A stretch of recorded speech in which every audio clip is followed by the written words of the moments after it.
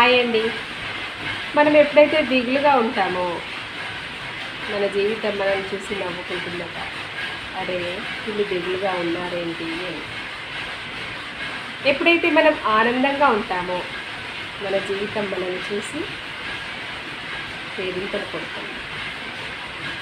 ఇంకా ఎప్పుడైతే మనం ఇతరులను ఆనందంగా ఉంచడానికి ప్రయత్నిస్తామో అప్పుడు ఆ జీవితం మనకి నమస్కరిస్తుంది. ఆహా వీళ్ళు 10 మందికి సంతోషాన్ని ఇస్తున్నారు, ఆనందాన్ని పంచిపెడుతున్నారు, హ్యాట్స్ ఆఫ్ టు దెమ్ అని మనకి తలవంచి నమస్కరిస్తుంది మన జీవితం. కాబట్టి వీలైనంత వరకు ఇతరులను సంతోషపెట్టే ప్రయత్నం చేస్తూ ఉండండి.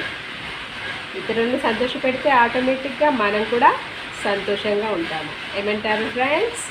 ఓకేనా?